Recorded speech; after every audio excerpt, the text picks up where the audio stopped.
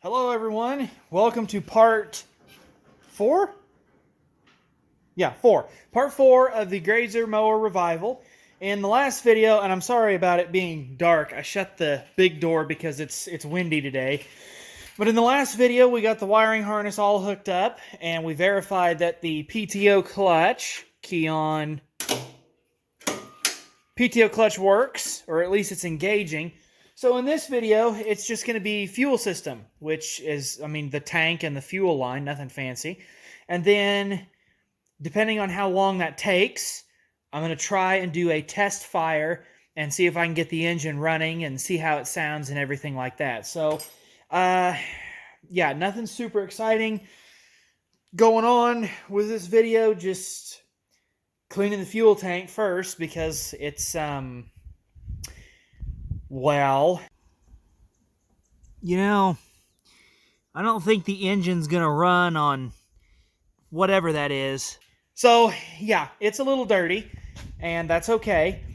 Get it cleaned up. I'll run some diesel through it and make sure it's most of that gunk is out of there, and then we'll go ahead and put it back in here. I've got new fuel line and a new filter. We'll hook all that up, and then we'll see about maybe getting the engine running. But right now, let's get you down there so you can see that fan.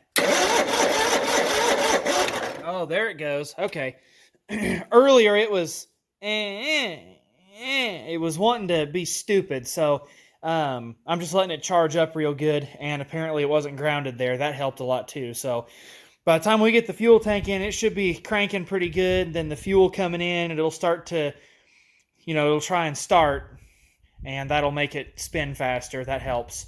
So I'm going to go get the fuel tank clean, get everything installed. We'll go over it, and then we'll see about maybe getting this thing running. All right, fuel system's all hooked up. There's the filter, and underneath here we've got the bottom of the tank, the spigot, whatever it's called, tank's in. Everything's good in there. The only problem is I don't have a gas cap that's like the best. The best thing I can do right now is just something like that. It'll sit on there good enough to go ahead and test fire and test run, but it ain't much good outside of that. So we'll go ahead and put the cap on for whatever it's worth. Yeah, it sucks. Now, let's see how this thing likes being started. All right, so parking brake is on. Our levers are locked in neutral. Choke is on. Throttle on slow. PTO off. Let's see what we get.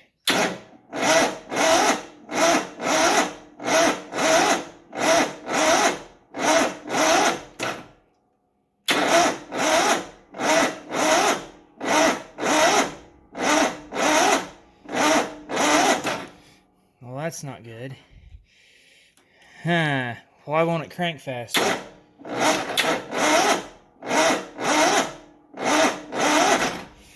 Are we getting fuel in the filter? Yep, there's a little bit in there. You guys probably can't see it on camera, but I can. It's in there. It's filling up. I think the fuel pump's working. I still don't see any leaks. I may have to kick the welder on and plug the battery charger into it and jump it. And I may have to put more gas in. I only put like a couple gallons in. Not even a couple gallons. A little less than that. So yeah, let me get set up a little bit different, and we'll see what all it's going to do. I did fill a hydraulic reservoir as well. And I'll also bolt the fuel tank, those two bolts sticking out there. I'll fasten that down. I'll get set up a little bit different. Dump a little more gas in so we have some fuel weight. And we'll go ahead and see what this thing's going to do then. All right, we got more gas in. I'm gonna go ahead and put you guys right here. Something like that. And we'll give her another go here. Fixed up the gas cap so it's a little bit better. Ain't gonna do too much, but it'll do something. It just has to sit on there a little bit. Now, come here. Let's go ahead and see what it's gonna do now. All right, choke all the way on.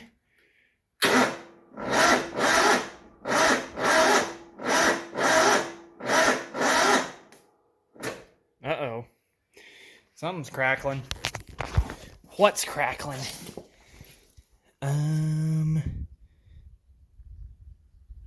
Nothing important. I don't know that starter likes being cooked. Man, it may not have enough juice. Starter might be shot.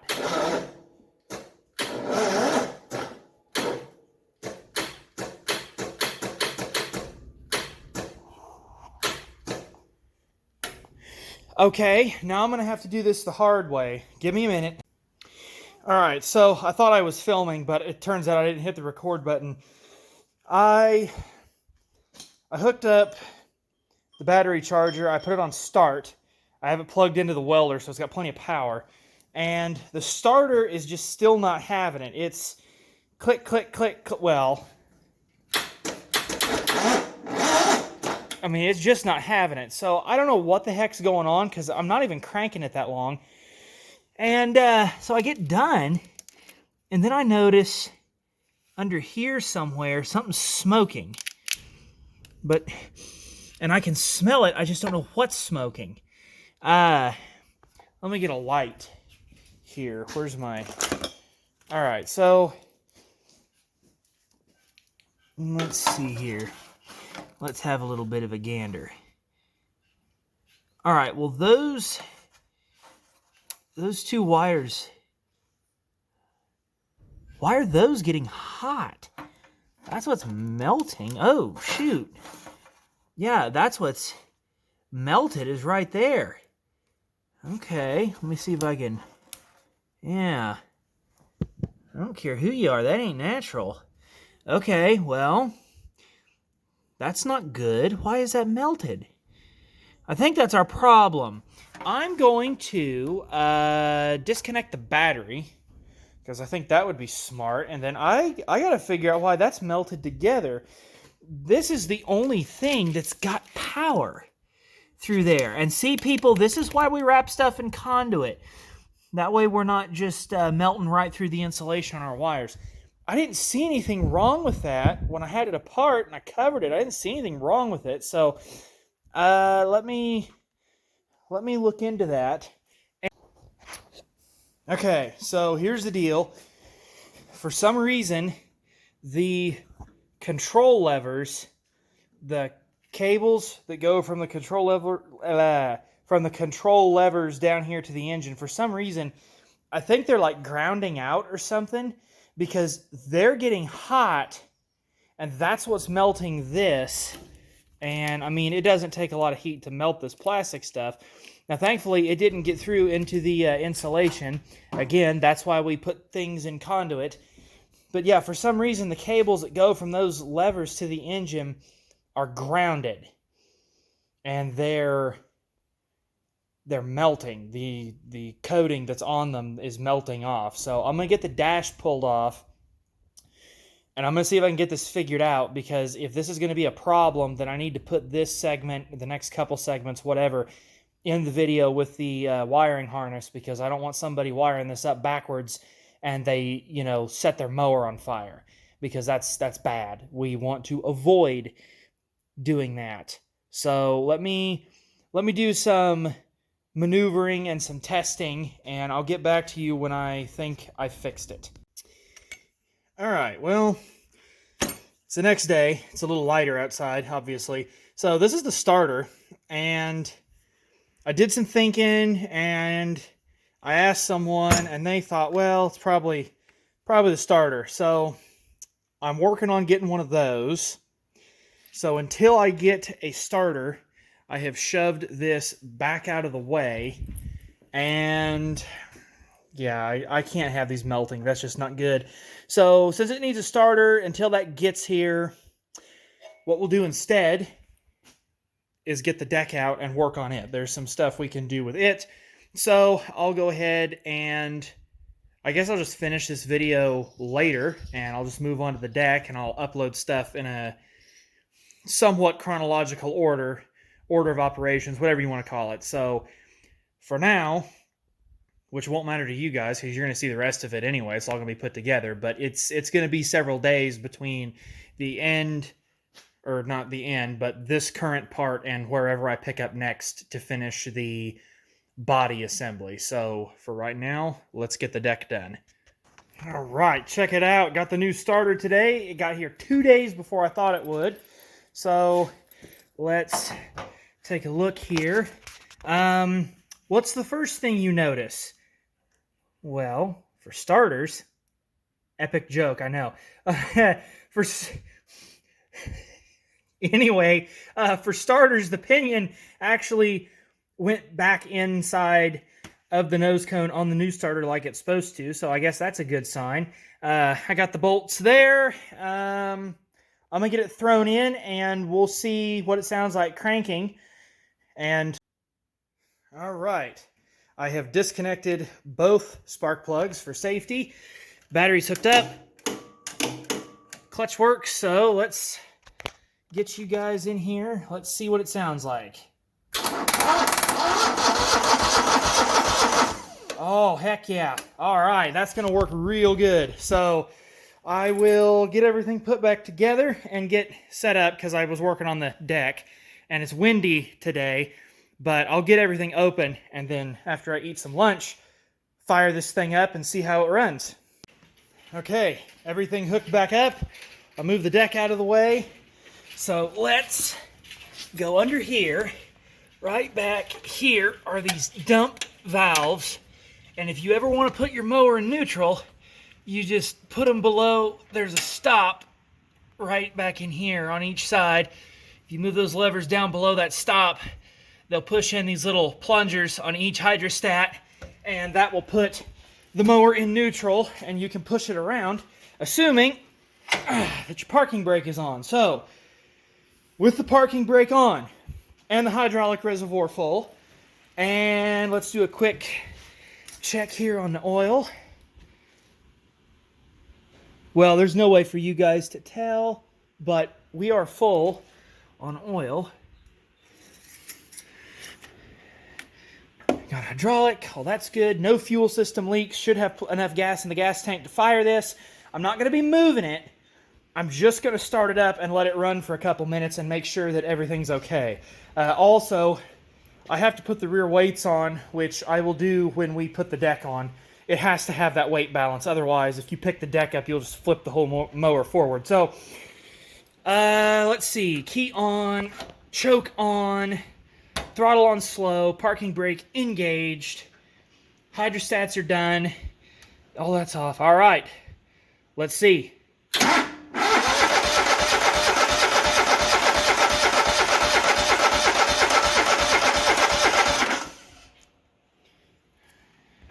Well, let's make sure we're actually getting... Yep, we got fuel in there. Not a lot, though. Did I shut the fuel tank off? Shouldn't have. Gotta go in a circle. No, it should be on. Yep. Well, I will say it was dripping, and then it did stop. So, I don't know. Let's just give it a minute. The generator does this too, so, all right. Let's try it again.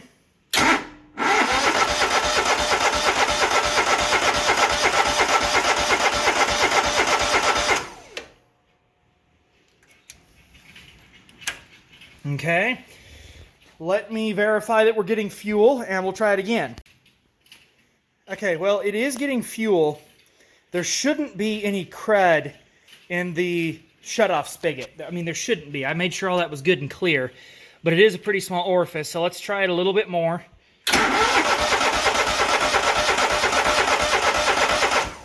Let's actually shut the choke off, then it can suck more air through there. That might pull more fuel.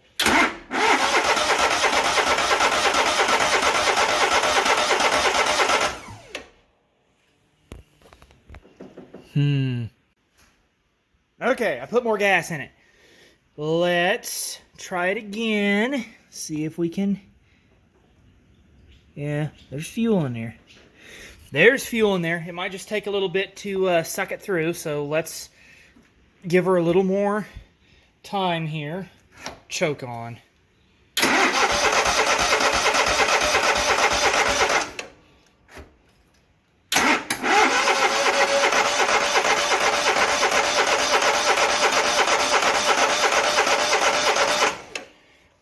Alright, let's... It's starting to get a little slow, but there's stuff coming out the tailpipe, little puffs of crud, so it's getting there. I'm not worried about anything under here cooking, so I think I'm okay to shut the seat lid. I'm going to throw the charger on it to give it a little bit of extra help, and that should get it to take off. Alright, so I don't remember if I've ever mentioned this before, but I have to plug stuff like this into the welder because the outlets in the shop are older than the hills, and if I try and pull too much through them, it'll trip the breaker all the time, and I don't want to do that. So we're just going to put this over on 75 amp. Kick that on. And we'll just have to give that a minute here, and then we should be able to give her a go. Okay, let's see here.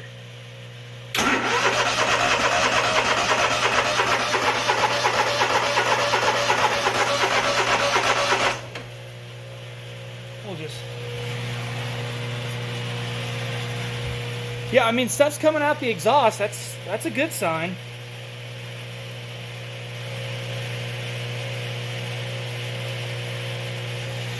Let's move that forward in there.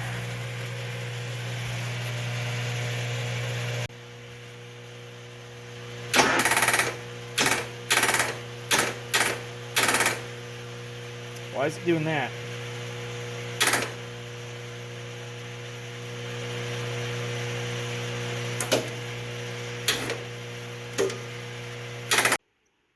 Okay, so I sat here cranking on it for a little bit, and Boss Man got back, and he sat here cranking on it for a little bit, not too long.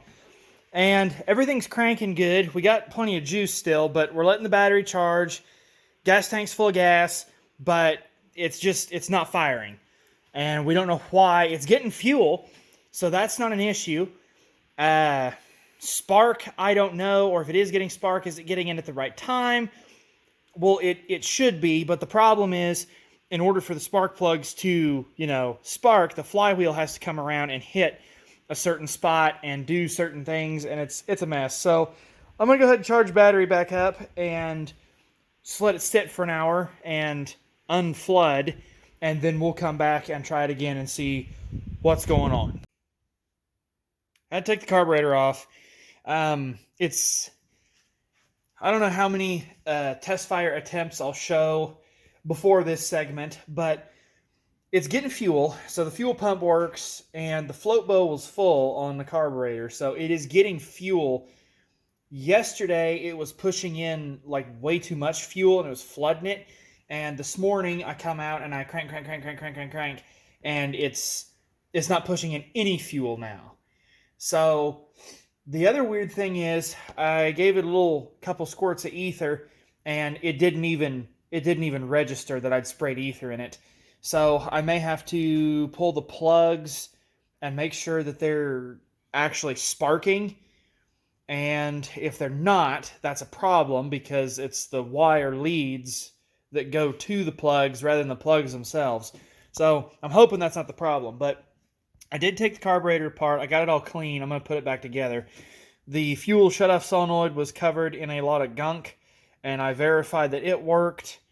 It works a lot better now since I cleaned it. I cleaned the float bowl as best I could. I know there's still some trash in there, but I couldn't get it to come out with brake cleaner. And I used the last of my cheap stuff, so now I have to get out the good brake clean. I don't really want to use it because we've only got a couple cans. But I cleaned everything up good. All the linkages and stuff are moving. There's the top, and everything looks good. That's the float, or that's a choke butterfly right there. And yeah, it was getting fuel and everything, and when I took this apart, the float bowl was full.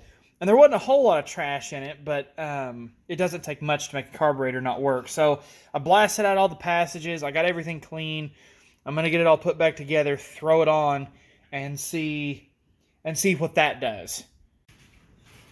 Okay, so I figured out why it wouldn't start. It's because of that PTO switch. I thought it being hooked up backwards wouldn't be a big deal, but there are two problems with it being hooked up backwards. The first problem is the switch has to be in the off position for the engine to start. And the second problem is the only way I can get it to work right now is because if I hook these wires up back here, I've disabled the circuit breaker, I pulled it out, watch this.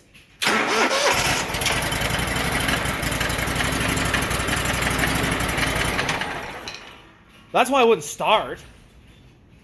So for right now, to go drive it around, we're just going to leave that alone. But I'm going to have to figure that out somehow,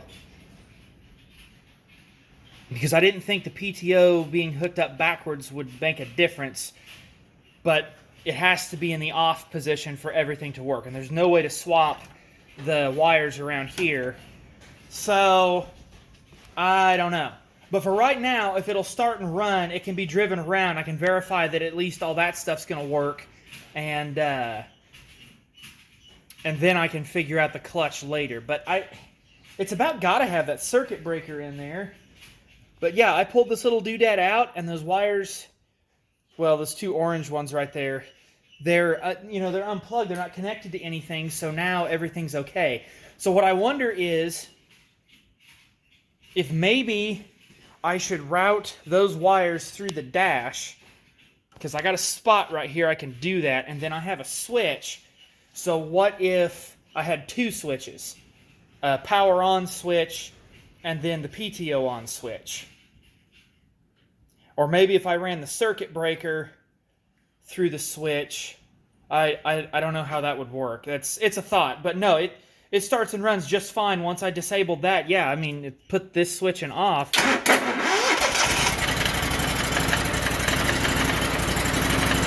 Runs great. So, I don't know. I'll have to figure that out. But we'll go take this for a test spin, and we'll figure that PTO out later. All right. Test run was successful. Couple things had to do. Had to twist the cables right here to get everything correct because the levers were hooked up backwards, so the right lever was running the left side and the left lever was running the right side. So had to swap those around. And then for some reason, and I don't understand why, but the neutral safety switch, we had to unplug it to get the mower to work, because if it was all plugged in, then this, when you took the neutral safety off and you move this out of the way, like so, and it let out on that switch, it would kill the mower. And I don't know why it was doing that, so that's going to get taped up and stuck down to the side. Like I said, I did hot wire the seat safety switch because I don't know that was good. The parking brake is still hooked up for now. All these safety things, just as a general rule, I hate the safety crap because it causes more problems and more headache, and in my opinion, it is more dangerous to have these safety features on than it is to just not have them on and expect your operator to pay attention. And in my opinion, if you're so damn dumb that you aren't paying attention and you don't know how your machine works and you're being stupid and you get yourself hurt or killed, then that's your problem. And to me, that's just Darwinism in motion. But it's outside of that. Everything did do okay. Everything was nice and tight. It steered just fine. It was nice and responsive, so that's good. So the only final thing I need to do to this, well, I need to put the rear weights on. That's not very exciting. And then I also have to figure out how I'm going to do the PTO, because I can't have everything hooked up like the wiring diagram says. That's a good example. So yeah, right now there's no PTO power. If the key's on, there's nothing. So what I'm thinking is, what I'm going to do, and this is going to be real hillbilly, I got this toggle switch, okay? I'm going to mount it right here, and there's room, and I have enough cord on this other cord. I'll run it around through the dash, and I'll hook it into the switch there. So when you want to turn the PTO on, when the mower's running and everything, you'll flip that switch on, and then everything should start spinning, and then you'll have to come up here to this switch and turn it on so that the engine knows to get to operating speed, because I don't think you can achieve operating speed with a PTO engaged on full throttle unless that switch is on and it tells like the computer to do it, or I think there's a control box in here somewhere.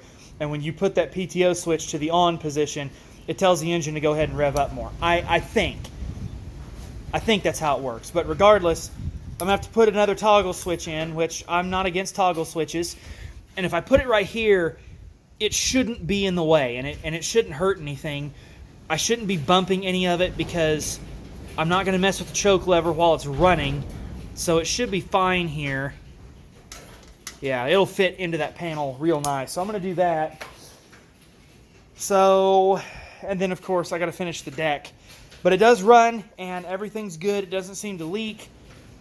Yeah, I'm pretty happy. Pretty excited.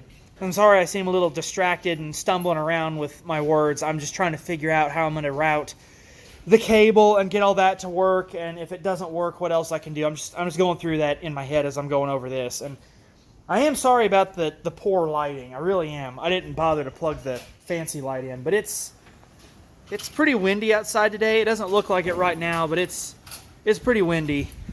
And so it's hard for me to get good audio with the doors open, and it would blow all my stuff everywhere, and I don't want to screw with it. So, yes, to get the mower to run, it did need a starter. I mean, yeah, the switch was the reason it wasn't running and starting and all that, but it did need the starter. That was necessary. Did I have to take the carburetor off? No, but it was probably a good idea to do that anyway, because that fuel shutoff solenoid was bad, or not bad, it was just covered in crud. So it was a good thing I took that off, and I did double check everything on here because it wasn't starting, so, you know, I did that much too. So, yeah, not a whole lot of redundancy, but still a little irritating. It didn't just fire right up. I blew another fuse too. So I put a 40 amp fuse in, and as we can see, well, it's not leaking now. There is a very small fuel leak at that spigot, but it's not bad. I'm not going to worry about it. It shouldn't hurt anything. So that should do it for the test fire and the test run and everything. Does a good job. Does everything right. Let's see if will it fire back up for us.